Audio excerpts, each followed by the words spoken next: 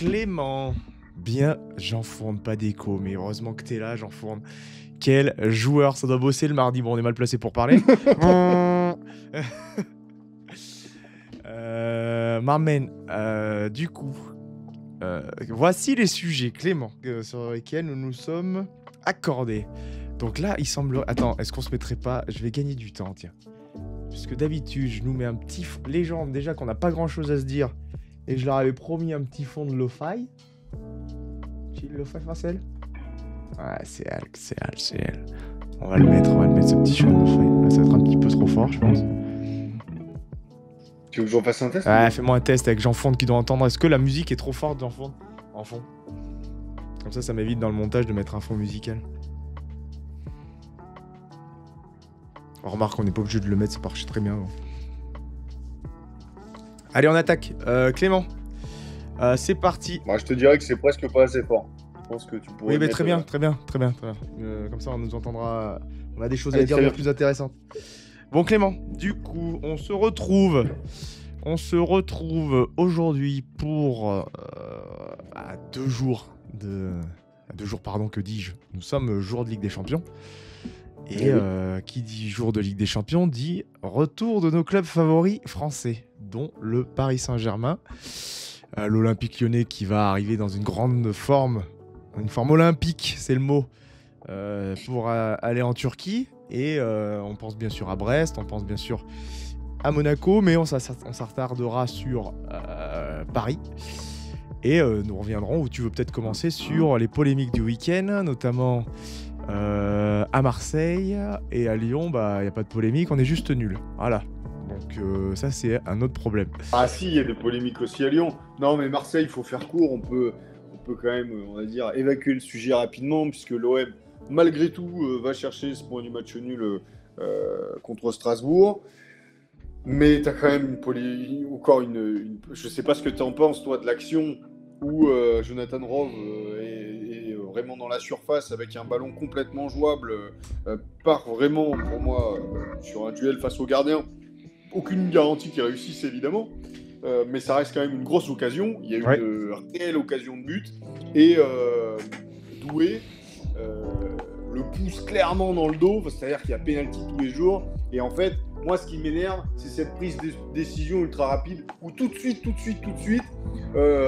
l'arbitre central nous fait des grands signes de mais c'est hors de question, il n'y a jamais péno, jamais je vais revoir. Enfin, tu sens, et vu qu'on n'a pas évidemment le retour VAR, on ne sait pas ce qu'ils se disent, t'as quand même vraiment envie de te dire, c'est pas possible que la VAR se dise pas, attends frérot, laisse-moi quand même 30 secondes pour que je regarde ce qui s'est passé avant de te donner un avis.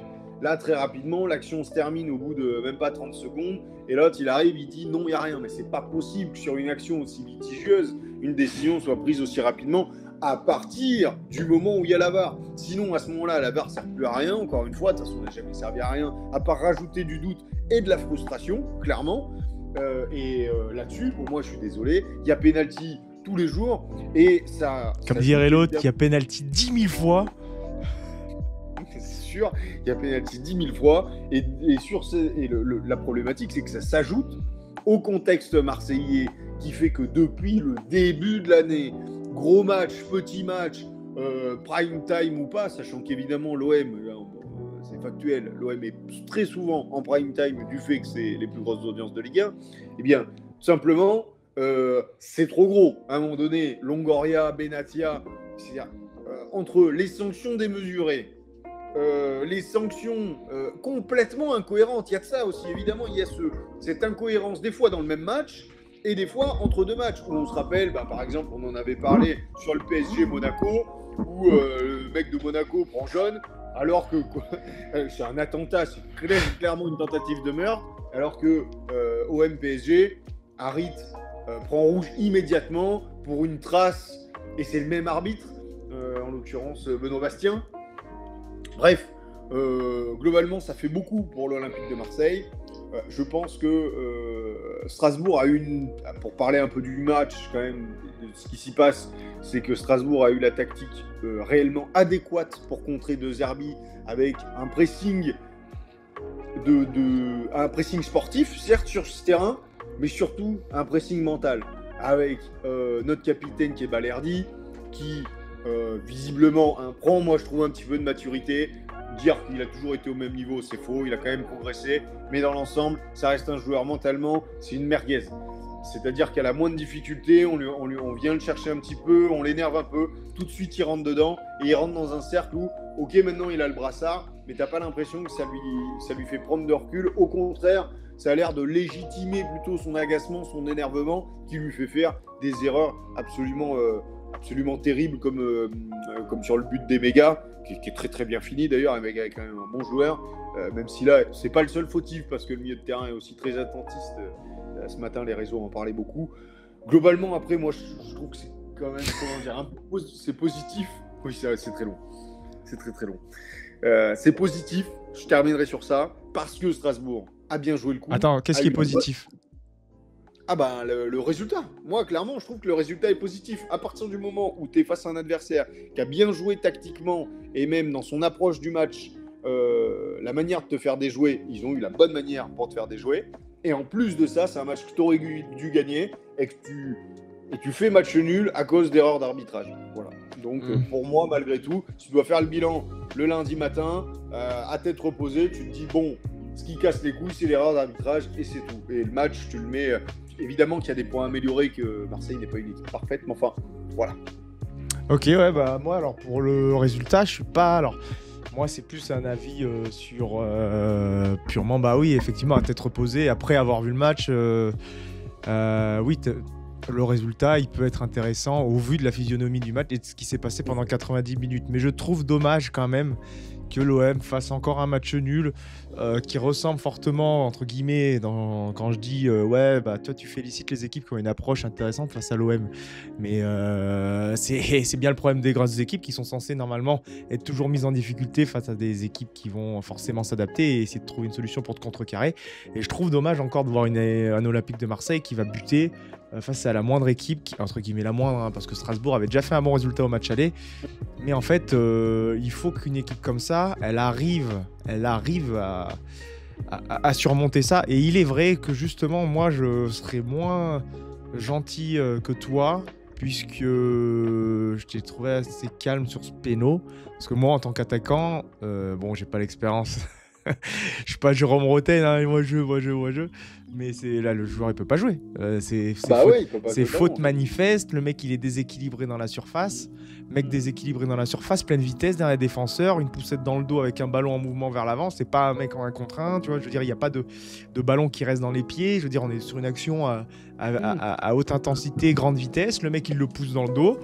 Dernier défenseur, merci, au revoir. On est sur un enchaînement où ça doit aller vite.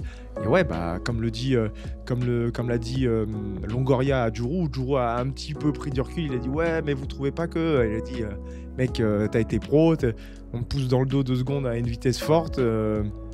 Bah ouais, t'es déséquilibré, bah ouais, tu peux tomber. C'est pas une petite poussette, c'est pas la main sur l'épaule classique justement où on te tire un peu en arrière. Non, c'est vraiment il te pousse. Dégage de là. Non, mais j'ai été calme, c'est-à-dire qu'on se fait voler, quoi. Ah c'est-à-dire bah oui. qu'à partir du moment où moi je suis supporter et je le dis, forcément, t'as ce truc de de toute façon, il est pas objectif. Regardez l'action, évidemment. Faites-vous votre jugement. Et si là, il n'y a pas péno, c'est pas compliqué. Mais pourquoi ? Bah en fait, tu vois la phrase que tu dis. Comment dire ? Tu sais que c'est Rove. Quand tu l'as vu jouer plein de fois, certes, il a mis un but absolument extraordinaire contre Lyon. Mais sinon, c'est pas non plus le plus adroit devant les cages. Peut-être qu'il la rate, clairement. Mais ça reste une super occasion de but dans les dernières minutes de jeu. Et on se fait voler. Et le truc, encore une fois, c'est qu'on a un arbitre, on a la VAR, et le mec va même pas voir la VAR. Donc oui, ça en fait, comme tu dis, je sais plus, merde, j'ai perdu ce que je voulais dire, mais en gros, que tout ça pour dire qu'il y a un manque de cohérence, on en arrive là, puisqu'en fait, tu as trop d'actions auparavant, dans le passé, dans d'autres matchs, et en plus qui se sont souvent avérés être arrivés contre l'OM. Forcément, au bout d'un moment, moi je suis supporter marseillais, je suis président de l'Olympique de Marseille, je deviens fou.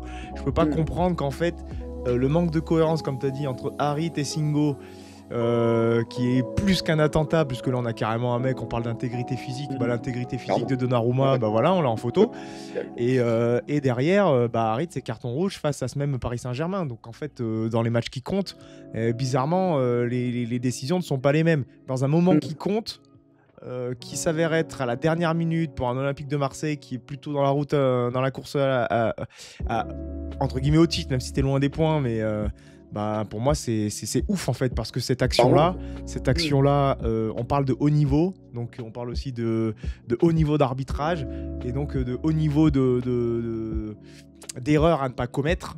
Et en fait, là, l'erreur, elle est trop haute, elle est trop forte. Dernière minute, t'as pas le droit de mettre ta main avec un mec dans la surface. T'es obligé de croiser les bras. Tu montres ta présence, tes derniers défenseurs. T'es présent physiquement, mais tu peux pas mettre tes mains. Et donc, en fait, là, il y a erreur manifeste du défenseur. Ou alors, c'est sanctionné. Mais c'est sanctionné par quoi ? C'est sanctionné, en fait.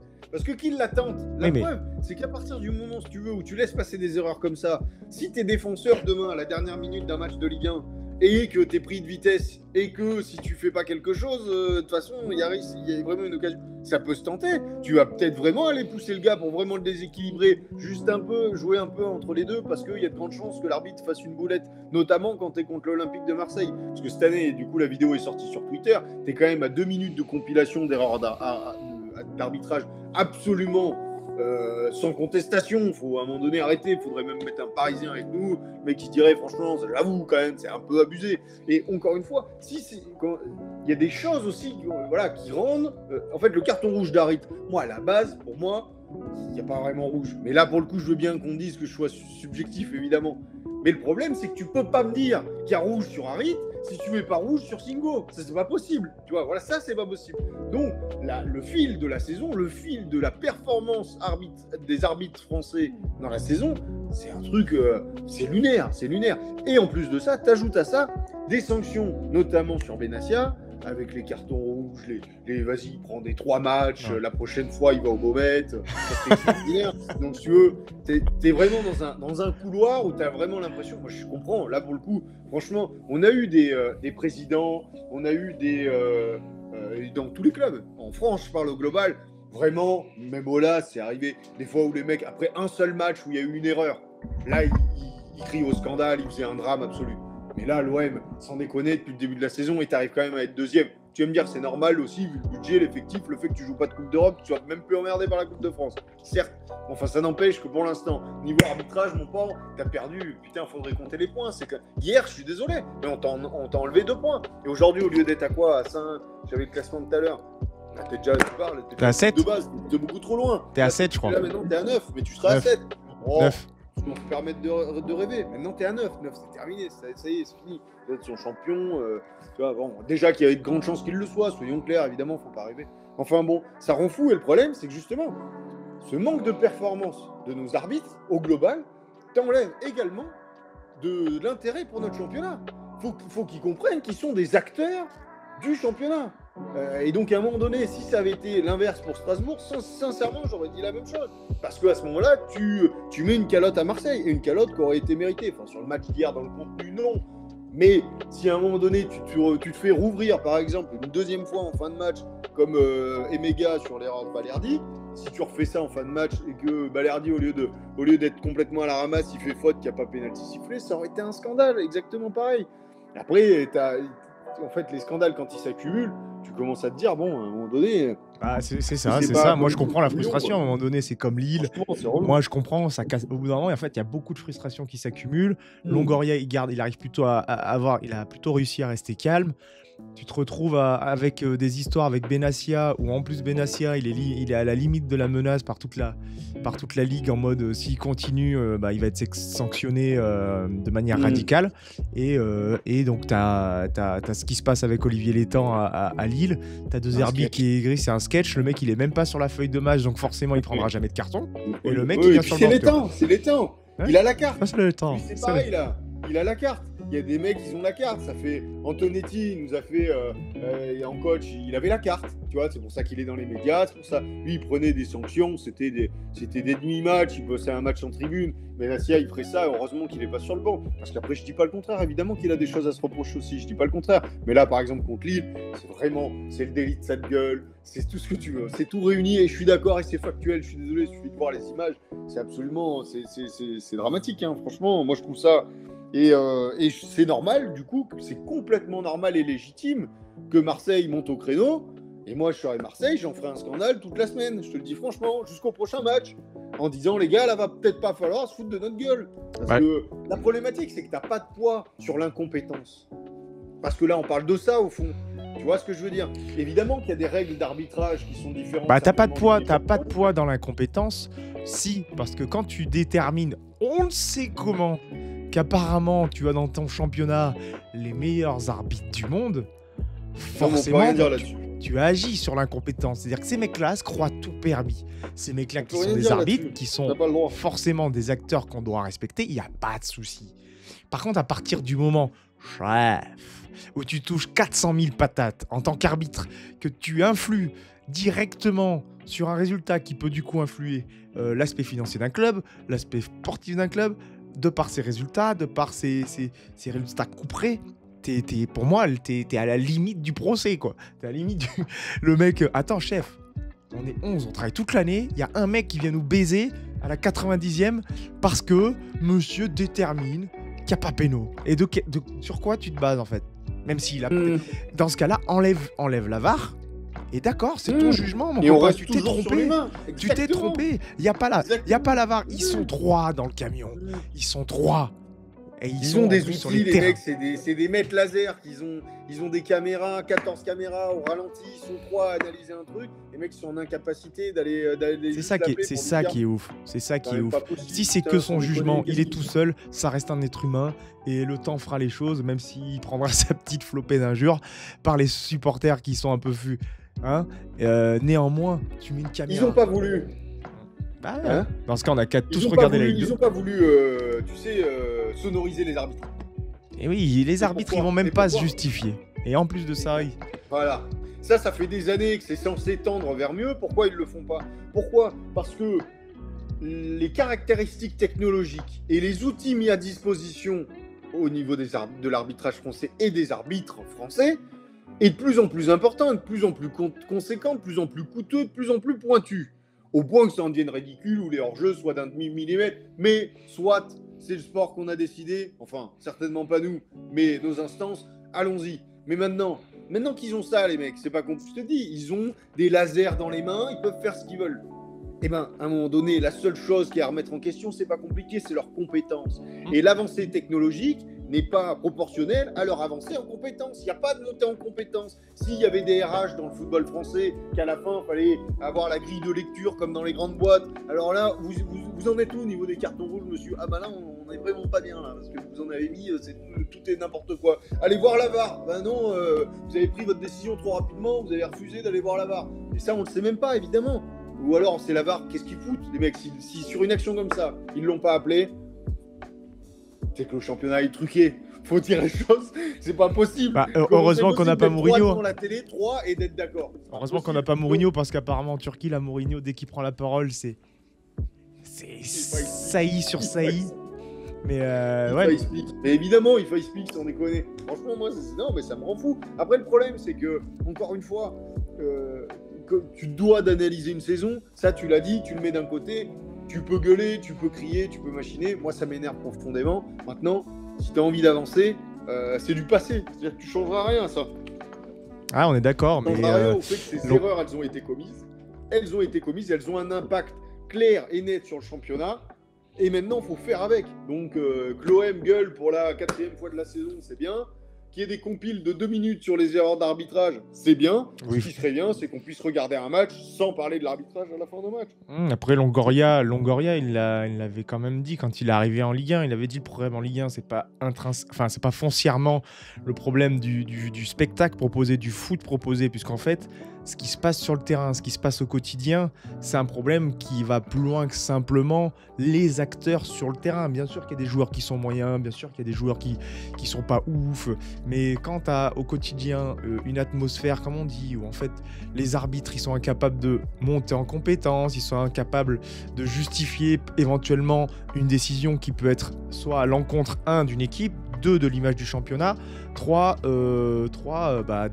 indirectement de la concurrence en Ligue 1, puisque si Marseille est une équipe qui 2 fois se fait biaiser sur effectivement potentiellement des erreurs manifestes, et ça influe sur l'attractivité du championnat.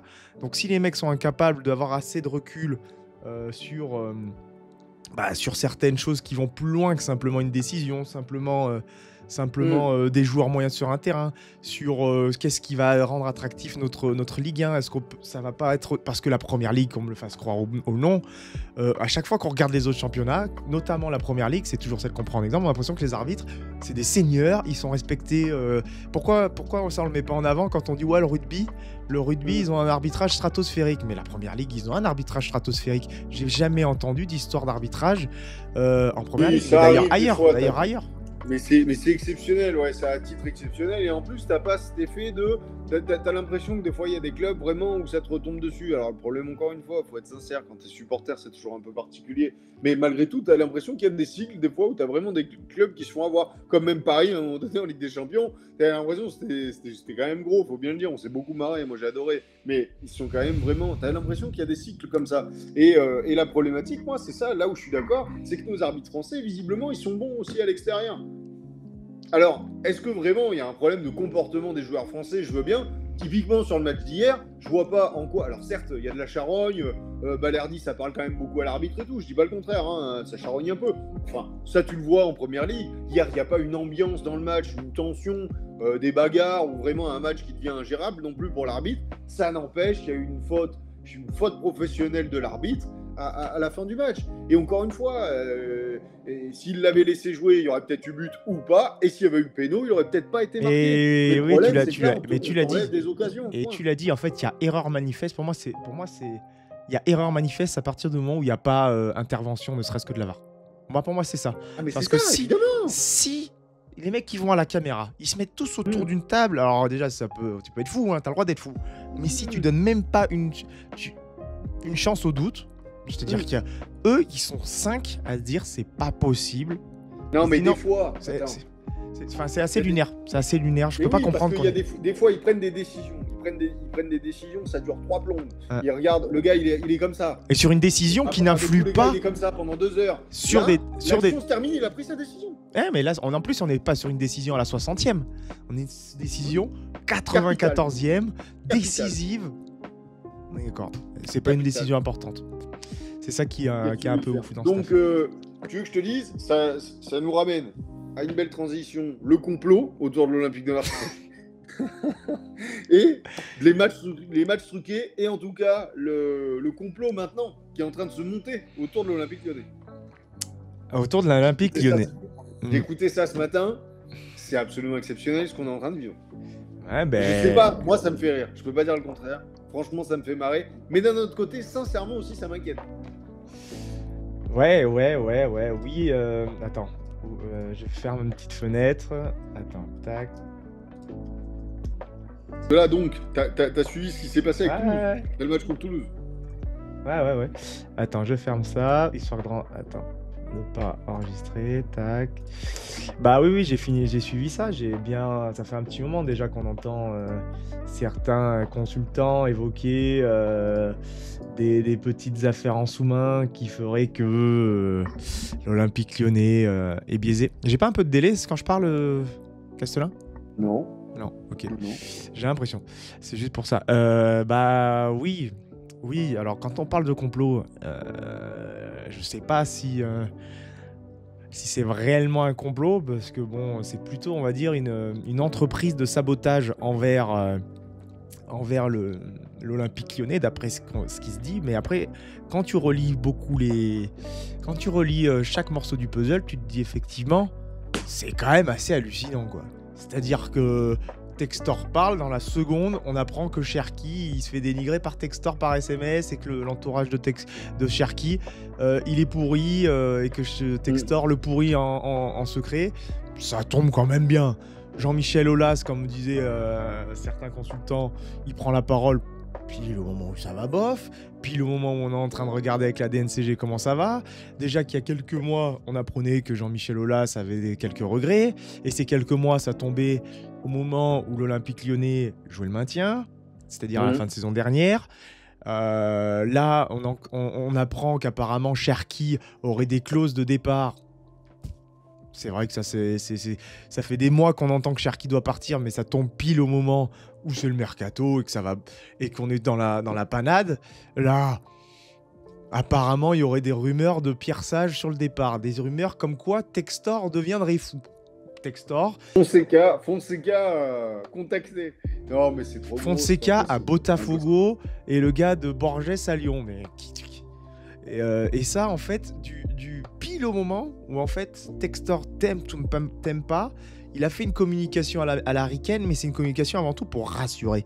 Et c'est pas dans son intérêt, d'après rassurer, de virer tout le monde, en fait, d'aller dans un truc qui va être à l'encontre du discours qu'il a presque donné à RMC, celle de dire, eh ben, nos joueurs, s'ils veulent partir, ils partent. Cherki, s'il veut partir, il part. Mais il a jamais dit que Cherki, il devait partir. Il a jamais dit que Pierre Sage devait partir. Il a dit, s'il gagne, tant mieux. Oh, on a perdu en Coupe de France, influant rien. Ouais, mais le problème, c'est que... Ça fait pas riche. Mais... Oui, alors... mais ça tombe toujours bien. Voilà, mais 2, c'est-à-dire qu'à la base, il a le droit de le dire et d'être un peu raide avec ses joueurs, tu vois. Bah, c'est le rôle de président.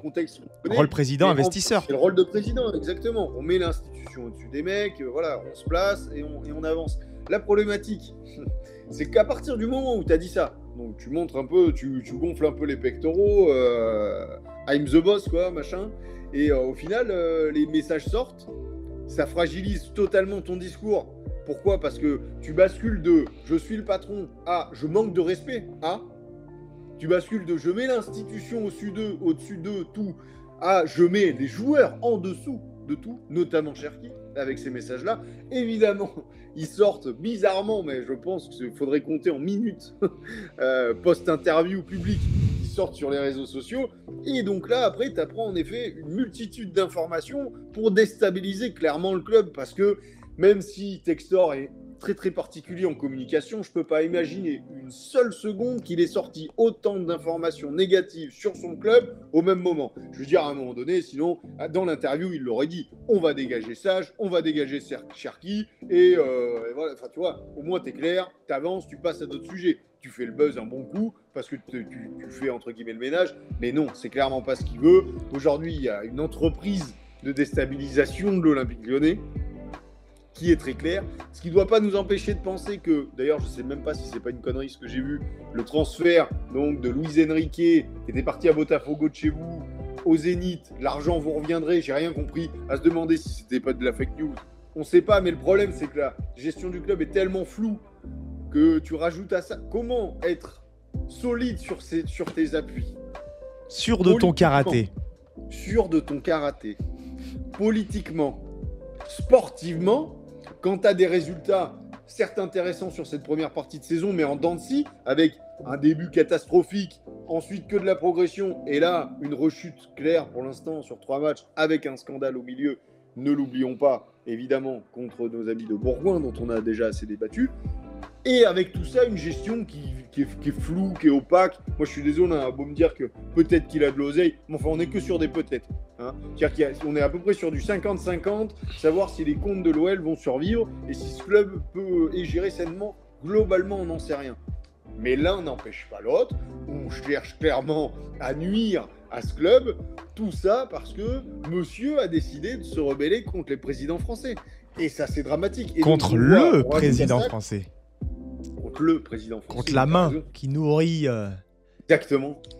C'est incroyable, mais là, j'espère que Netflix est sur le dos et est en train de nous faire un reportage en faisant parler Textor et tout. Il y a un truc extraordinaire à faire. Donc, avec Comoli, tu l'as pas dit? Si, je voulais le dire, justement. J'allais te le dire que c'est assez lunaire. Vas-y, rajoute ça parce que le fait que Toulouse pose réclamation sur l'enregistrement de Thiago Almada sur la feuille de match, alors, soi-disant, comme quoi il aurait eu la validation, entre guillemets, de sa licence, le droit de jouer pendant le match, alors qu'en réalité, ça avait été fait en amont, ça avait été checké, et Comoli, comme certains l'ont bien soulevé, un mec qui travaille dans les instances, qui serait incapable d'être au courant de cette information, le ferait comme ça du jour au lendemain. Après, apparemment, comme dirait l'autre, hein, tous les laquais réagissent à la demande de Nasser, mais ça aussi, c'est lunaire, quoi. Enfin, et l'Olympique Lyonnais, c'est quoi leur intérêt, l'Olympique Lyonnais, d'aligner un joueur qui pourrait les mettre dedans? Enfin, je veux bien qu'on soit incompétent, il n'y a pas de souci. Mais au bout d'un moment, comment tu veux, comme tu disais, sportivement, typiquement sportivement et mentalement, être bien pour performer au quotidien quand l'information que tu dois traiter un, tu ne la traites pas parce qu'elle vient pas de toi. Deux, il y a tout et n'importe quoi à ton encontre. Et en plus, il y a proportionnellement les bruits qui courent, les rumeurs. Donc toi, en tant que joueur, comment tu prends l'information au quotidien? Est-ce que c'est vrai, c'est pas vrai? Dès qu'il y a un démenti, le club de Lyon a du mal, j'ai l'impression, à communiquer, à démentir, ne serait-ce que réagir en temps réel, parce qu'il n'y en a pas une qui est sortie, qu'il y en a une deuxième qui arrive. Donc Exactement. ils sont des. Et puis il n'y a pas d'information officielle.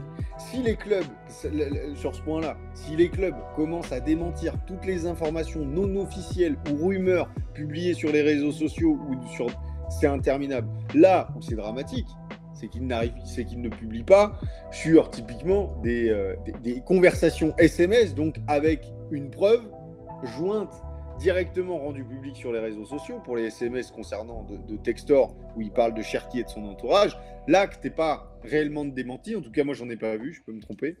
Ah. Non mais c'est pas grave ça, t'inquiète.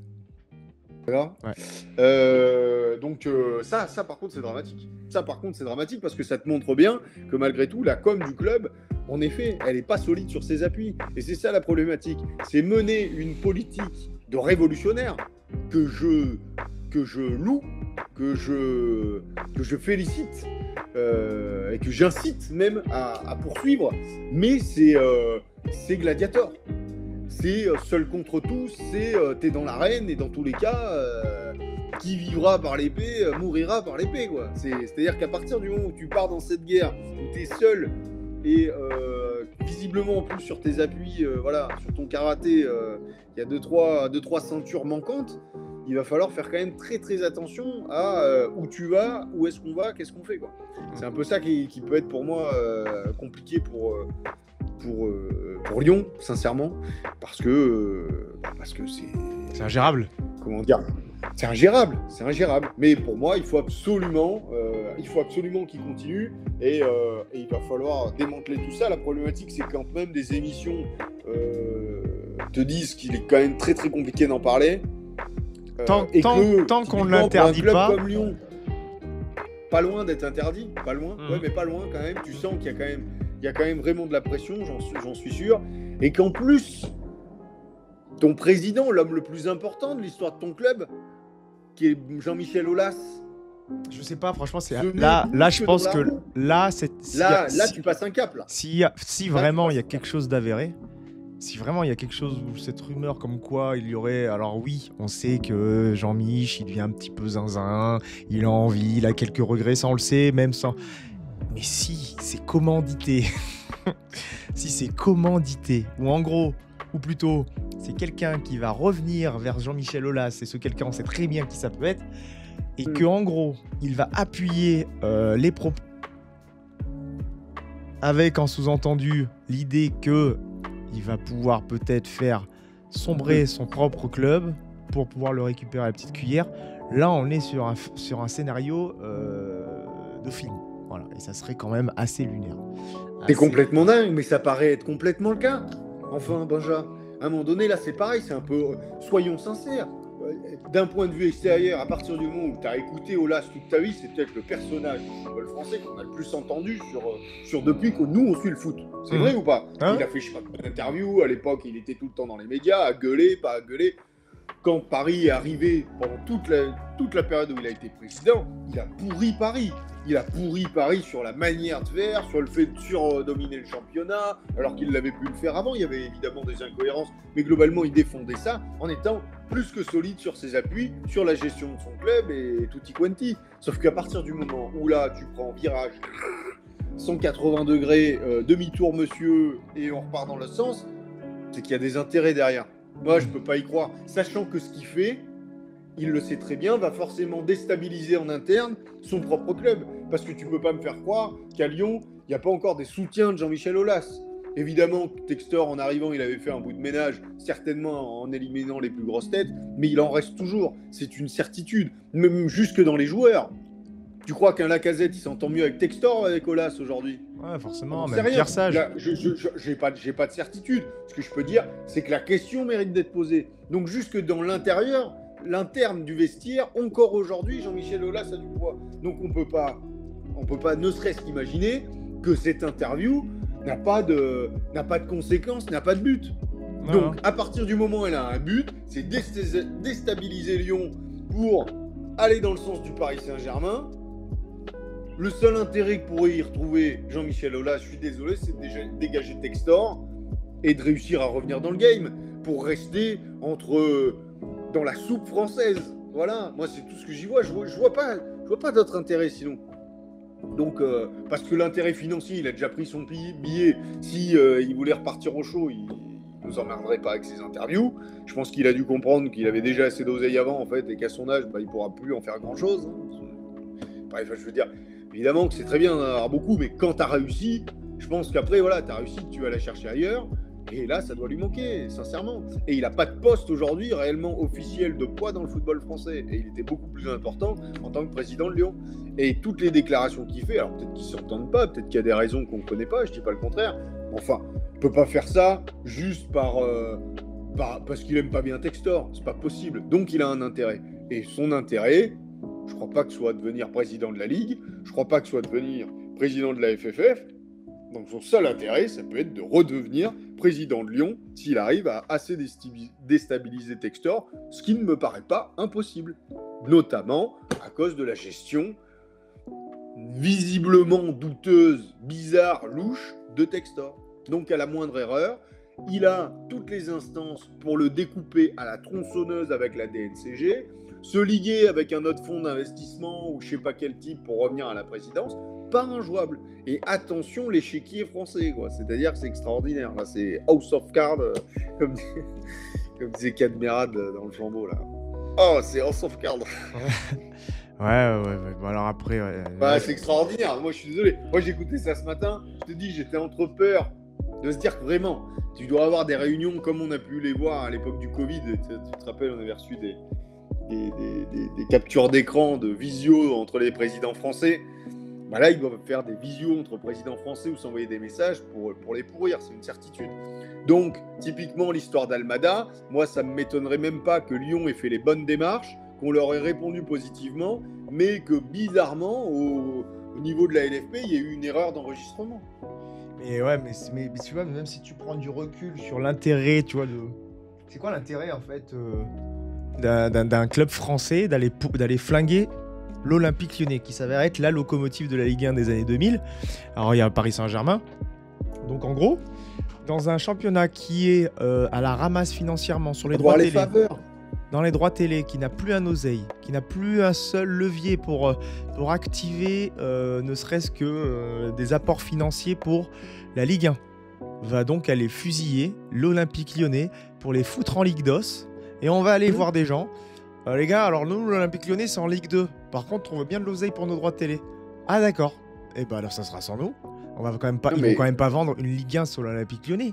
C'est ça qui serait ouf. C'est ça qui serait. Non mais si tu veux, mais en fait, faut pas réfléchir comme ça, puisque ça, on a compris sur plein d'autres sujets que l'intérêt global de la Ligue 1 n'était pas l'objectif central. C'est de survivre. C'est de survivre. Chacun regarde sur sa porte, qu'est-ce que lui peut m'apporter, qu'est-ce que lui peut pas m'apporter.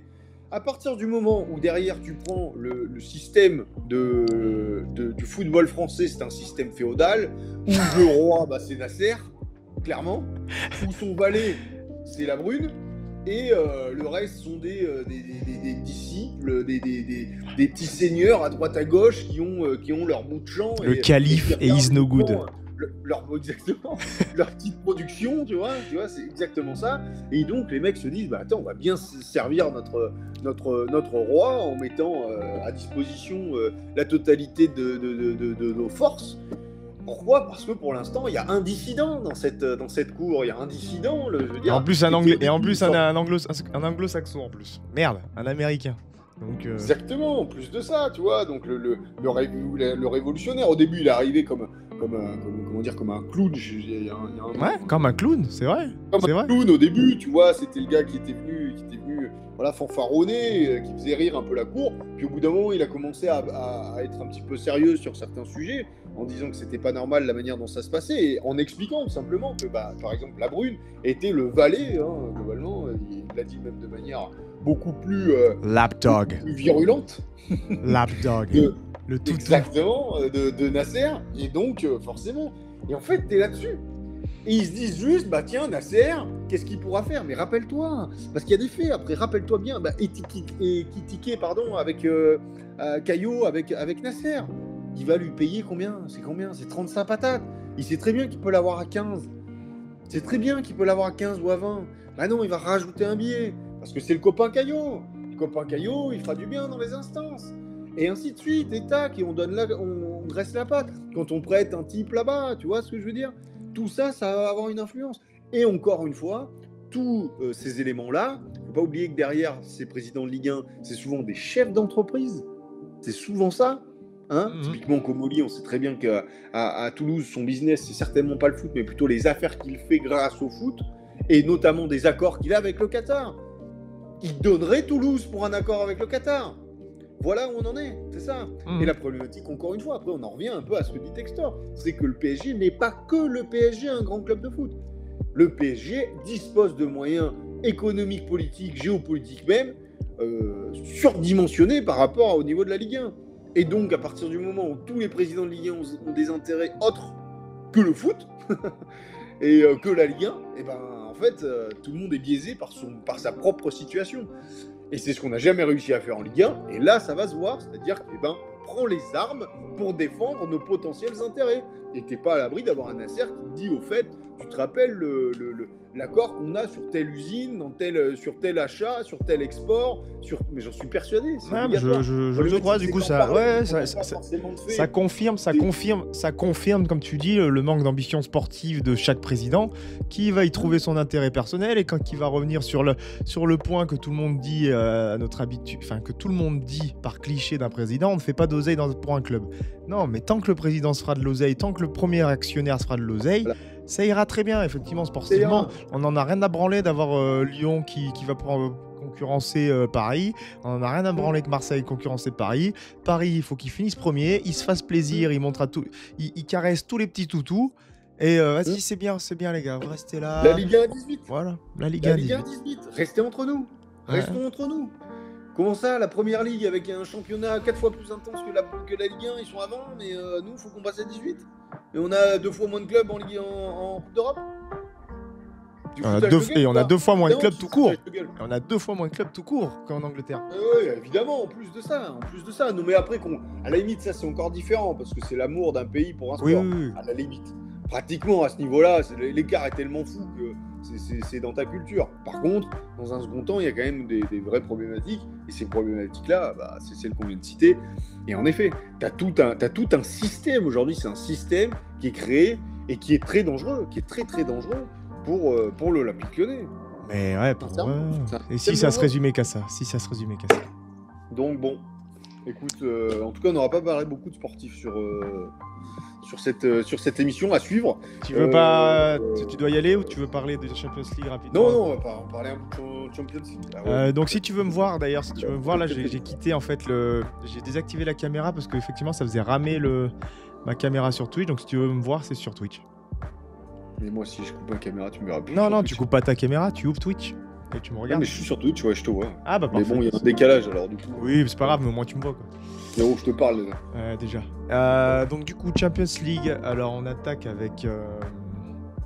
Attends, je peux faire une pause ou pas? Vas-y. Sinon, après, je peux reprendre 10 minutes. Oui, vas-y. Il y a que notre ami Fournet qui regarde. On l'embrasse. Attends, je coupe le son. Vas-y. Donc on va regarder les matchs de première ligue, de Ligue des Champions. On va regarder déjà les matchs de Ligue des Champions de ce soir, et on va voir sur quoi on va se projeter. Les matchs de nos clubs européens en Ligue des Champions, qui pour certains sont déjà décisifs et d'autres qui semblent être déjà qualifiés. À songer de Brest, qui devrait déjà normalement avoir fait un bon pas pour la qualif déjà. Après de là à rester dans les directs qualifiés, ça je n'en suis pas si sûr. Donc on a qui ce soir? On a Lille et Monaco.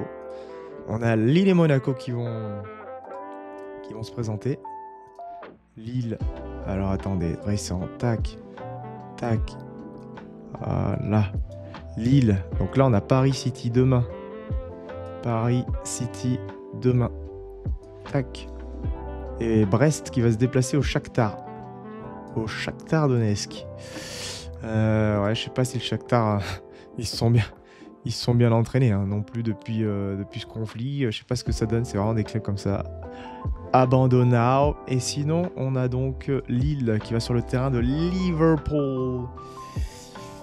Ça va être une grosse affaire pour Lille. Et alors là, si Lille va gagner à Liverpool, alors là, on ne répond plus de rien. Si Lille va gagner à Liverpool, on aura vu dans ce cas-là un parcours exceptionnel des Lillois qui ont quand même battu le Real Madrid. Hein.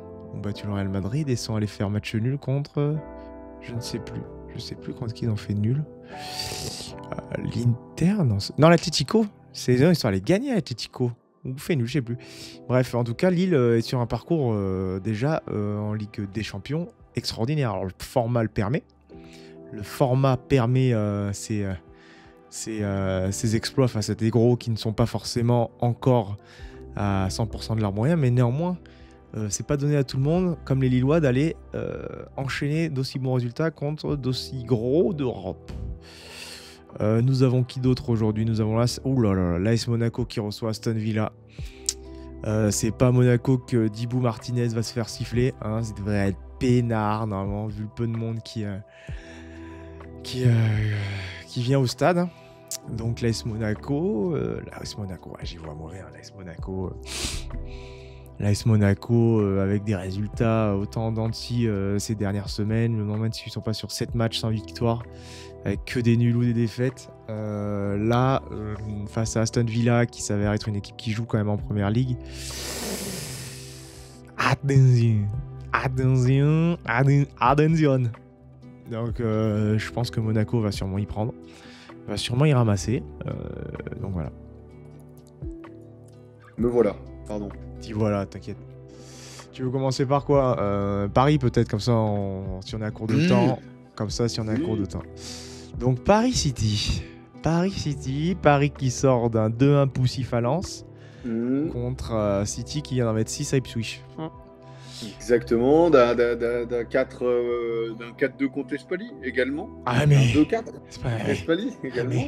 Donc c'est sûr que c'est poussif. Maintenant, je pense malgré tout que City reste favori par rapport à la qualité des joueurs de leur effectif. Je pense que City, ça reste certes favori, mais peut-être d'une courte tête, alors qu'au début de la saison, on les aurait vus largement devant. Tout simplement parce que City est sorti peut-être de la plus grosse crise, bien qu'elle soit pas complètement dingue, la plus grosse crise de son ère Guardiola, je pense, face à un PSG qui montre assez peu d'amélioration depuis le début de la saison, qui domine ses matchs, mais on a toujours en plus cette problématique de comment juger les matchs de Paris quand ils sont faits uniquement face à des équipes plus faible forcément et donc face à toute la Ligue 1 globalement ça reste plus faible, donc voilà, sans forcément convaincre, hein, tu l'as dit pour ce week-end et contre Espali on n'en parle même pas, donc forcément en effet on se dit que City reste favori. Je sais pas ce que t'en penses. Ah oui, pour moi City reste favori malgré comme tu as dit, des semaines sombres pour Guardiola et le club. Donc c'est même mentalement, on avait cru qu'on allait perdre. Moi je pensais que ça aurait pu être une période où ça allait tellement dur pour City qu'on pouvait être sur un naufrage constant. Il semble que là, cette pause, entre guillemets, ce post-Boxing Day leur ait permis de se relancer. En tout cas, dans les résultats, même s'ils n'ont pas forcément joué des grandes équipes, mais néanmoins, la moindre équipe qui croisait City allait chercher un résultat. Et à l'inverse, on a eu un Paris qui, petit à petit, on a vu des résultats contre des équipes... comme Espali, où les mecs, même s'ils jouent pas à leur poste, ils montrent rien de bien convaincant, même si, grâce à Dieu, ils ont gagné. Lens, ils se sont fait bousculer encore dans tous les sens, mais c'est pareil. On a Luis Enrique qui arrive avec une compo farfelue, des joueurs qui ne jouent absolument pas à leur poste, à quelques jours du match de Ligue des Champions, des joueurs qui sont mis au frais, Marquinhos, Dembélé, Hakimi, en mode Gigi, on les blesse pas, ou j'en sais rien, mais dans tous les cas, c'est pas si bon que ça de garder des mecs au frais 3 matchs d'affilée, où en fait les mecs ils vont peut-être même pas être en CAN. Donc des doutes sur Paris qui nous permettent de du coup se rapprocher d'un niveau entre guillemets de confiance à peu près équivalent pour cette rencontre. Donc je sais pas du tout sur quoi m'attendre, à quoi m'attendre. Après, on peut aussi être sur un bon petit match nul où il se passera rien. Et comme ça, on aura finalement le résultat qui reflète bien l'état de forme des deux clubs, entre guillemets. Mais City, quand même, courte tête d'avance parce qu'ils ont quand même plus de certitude à chaque poste, plus de joueurs quand même qui sont plus convaincants à chaque poste, à commencer par Haaland, à commencer par De Bruyne qui sort de 3 passes D. Je crois pas qu'au Paris Saint-Germain on ait un joueur qui soit capable de faire ce que fait De Bruyne, même sur une jambe, ni même après on va pas citer les autres, mais bon, en tout cas, voilà, le salut viendra peut-être de la défense de City qui a sûrement des lacunes encore un peu. Mais offensivement, il va falloir être, en tout cas défensivement du côté de Paris, il va falloir être très solide pour résister quand même néanmoins au talent individuel de chaque joueur. C'est clair. Ça là-dessus, on est très clair et c'est pareil. On parle au final de ça, ce qui est assez fou parce que c'est pas comme si Paris avait encore rien dépensé cet été, évidemment. mais voilà. Et bon, là il y a Kvara qui va arriver. Qui jouera pas. Pardon ? Il jouera pas. Ah oui, non, mais il jouera pas, ça j'en ai aucun doute. Mais qui va arriver, je parle dans les prochaines semaines, parce que la seule chose que je trouve réellement dommage sur ce match, c'est que c'est même pas forcément malheur au vaincu. Ça, c'est toujours dommage, parce que c'est quand même ce que nous offraient les dernières journées de Ligue des Champions dans certains groupes, pas tous évidemment, sur l'ancien format. Sur ce format-là, c'est vrai que le format est quand même à rallonge. On est fin janvier, tu as encore un match et malgré des résultats plus que médiocres, voire mauvais, et même très mauvais pour les deux équipes, pour 2 têtes d'affiche européennes, malgré tout, ils peuvent perdre et continuer de se qualifier. Tu as encore 2 matchs. Tu as 2 matchs. Tu as celui-là et tu en as encore un. Tu as Leipzig. Et en plus, vu qu'on n'a aucun niveau de comparaison, vu que c'est la première année, on ne sait pas si ça passe. Tu vois. On ne sait pas si à 9 ou à 10 points, tu peux passer. Donc finalement, ça sera même un match où tu ne sais même pas. Là, tu peux même pas dire on est dans le rouge. Tu dis ça m'étonnerait même pas, tu vois, que ça finisse sur un match nul, cette affaire. Ah, mais tu dis, les deux, ça irait très bien aux deux de savoir où ils iront à la dernière journée, je pense. Et on verra, d'autant plus qu'à la moitié de la journée qui sera passée juste avant, puisque ça va jouer ce soir. Donc en plus, finalement, avec ce nouveau format, tu dépends de tellement de matchs qu'il est impossible de te projeter. Complètement pour ça. Et rien de plus à dire. La seule chose, c'est que j'ai entendu parler quand même, malgré tout, même si tu connais les doutes que j'ai sur la fiabilité, le niveau réel de ce joueur-là, notamment dans des matchs de très très haut niveau, parce que là on parle quand même du top européen, on va dire non plus n'importe quoi, mais le fait qu'apparemment Dembélé était vraiment pris d'une grosse grippe, on sait à quel point ça reste des hommes les mecs, à un moment donné, quand t'as 42 fièvres toute la semaine, en termes physiques, ça a vraiment, je pense, un impact. Donc à voir comment il va s'en sortir et quelle performance il pourra avoir. Et il aura, et je pense sincèrement que si elle est mauvaise, il faudra peut-être la remettre en question selon comment on la voit, évidemment. S'il a 14 occasions et qu'il les met tout à côté, c'est peut-être pas que la grippe. Mais si on le voit vraiment emprunté physiquement, il y aura peut-être des explications autres. Et encore une fois, on pourra revenir à la constitution de cet effectif qui était Mbappé dépendant. Et là, avant le match, on a pratiquement l'impression de dire qu'il est Dembélé dépendant. Ce qui est assez fou parce que c'est quand même... je critique assez Mbappé pour dire que quand même il y a une classe d'écart, notamment dans la manière de finir les actions entre les deux. Si c'est pas une classe, c'est un monde. Donc voilà, faudra quand même regarder ça. Et en effet, si t'as pas Dembélé, par contre, ce serait quand même ou un Dembélé vraiment diminué, ça peut être terrible pour Paris. En fait, ce manque de qualif dans tous les cas, ce sera je pense que Paris a plus à perdre entre guillemets en termes d'image que City. Parce que City, on sait que les cycles, forcément, ça s'arrête. Mais oui, c'est un cycle de vainqueurs. Tu vois, il va être un cycle quand même d'ultra domination que le Paris Saint-Germain ne peut même pas se permettre de se vanter. Et donc, en fait, là, s'il se rate, on en est même à deux. On est en train de dire que ça sera pas si grave. Ah si, ça sera grave. Il y aura un désaveu. Il y aura un désaveu de la tournure sportive. Et finalement, s'il se rate, si Paris se rate, ou ils en sont pas loin en tout cas, et ben ça voudra quand même dire qu'il y aura eu un échec sur le coach, un échec sur les choix sportifs, sur le recrutement et finalement le discours global du club, quoi, qui soi-disant peut se permettre de se passer de tel ou tel joueur. Et on va se baser sur simplement un collectif entre guillemets de joueurs qui ont certes un esprit collectif ou des intentions collectives, mais pas les qualités nécessaires pour sublimer les matchs couperés qui semblent être là comme City. Et en plus que tu as perdu contre Girone, quoi. T'as pas perdu contre Girone, tu as fait match nul contre Girone, pardon. Tu vas même pas gagner les matchs que tu dois gagner, donc Paris a bien plus à perdre qu'un manque de qualif de City, même si City, forcément, ce sera ouf, mais ça sera pas la première équipe à avoir tout gagné. Et oui, tu peux pas tout gagner d'affilée, même si le Real, pareil, se rate, c'est pas grave, le Real, ils ont 15 Ligues des Champions, tu vois. City, ils ont fait un triplé pour gagner la Ligue des Champions. En plus, c'est pas ils vont juste gagner la Ligue des Champions, ils vont gagner dans la même année leur première Ligue des Champions et un triplé. Donc, si tu veux, City, on va les pardonner, tu vois. Enfin, voilà. Ouais, non, mais c'est sûr. Mais écoute, malgré tout, hâte de voir le match et de voir ce que ça peut donner. Et je pense que dans ce coup de mou, malgré tout, même si c'est plus, on va dire, la descente aux enfers comme a pu connaître un peu plus tôt Manchester City, intéressé par voir comment une grosse rencontre de ce type-là, qui pourrait malgré tout faire prendre un tournant à ta saison en Ligue des Champions, sera gérée par les deux équipes. J'espère juste que le match serait, et j'en ai pas trop de doute avec les deux, c'est ça qui me rassure, c'est qu'on a quand même deux coachs avec, je pense, un passif humain et un ego tellement dimensionné qu'il est improbable qu'ils souhaitent et qu'ils aient des demandes de jouer un match nul ou de conserver un score. Évidemment, c'est déjà pas dans leur habitude, et alors là, en se rencontrant directement, je pense que ça le sera encore moins.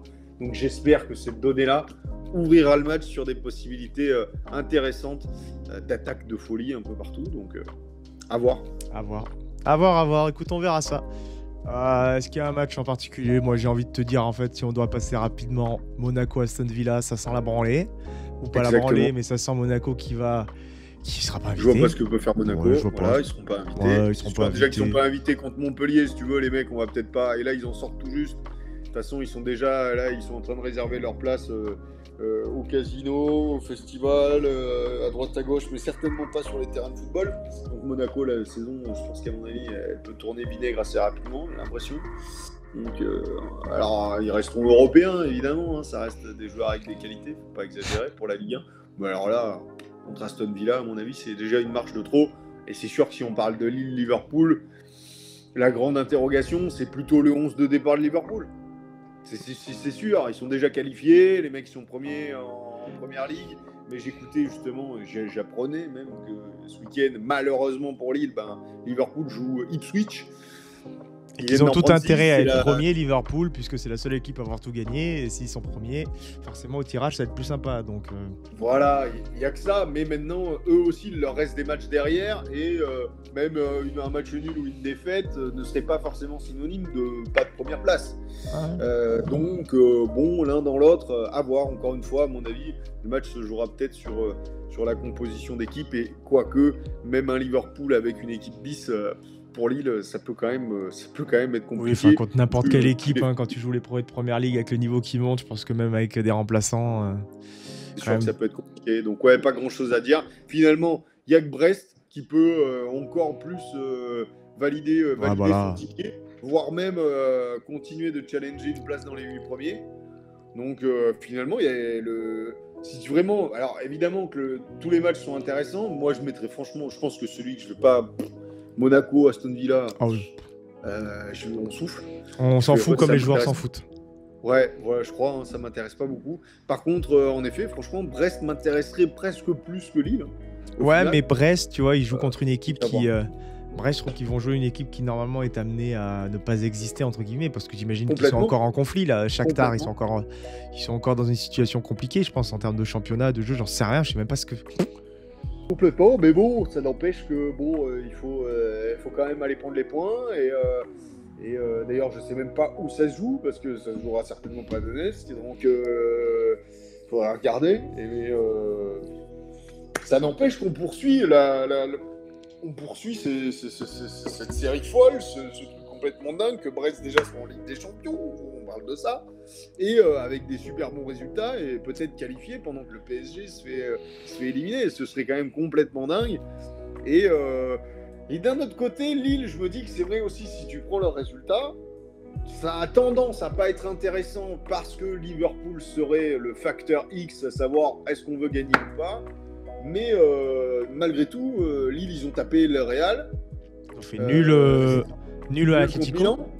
Ils gagnent ou ils font nul Atlético. Attends, ils gagnent contre l'Atlético même, non? Attends, je crois qu'ils gagnent. Hein. Attends, je vais te dire. Je vais te dire. Reprendre les résultats. Mais en tout cas, ils font des résultats fous, Lille, en Ligue des Champions. C'est vrai qu'on n'en parle pas. On en parle beaucoup de Brest, mais c'est vrai que Lille, il faut soulever quand même les clients qui se sont tapés.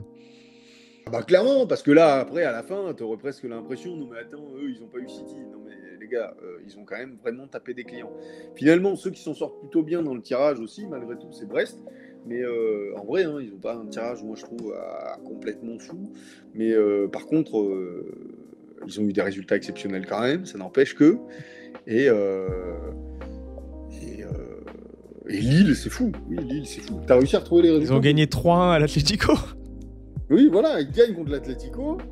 Ils gagnent contre le Real. Ils font match nul contre la Juve. Ah, c'est contre la Juve, le match nul, ok. C'est quand même une équipe qui était invaincue pour l'instant, hein, encore. Hein.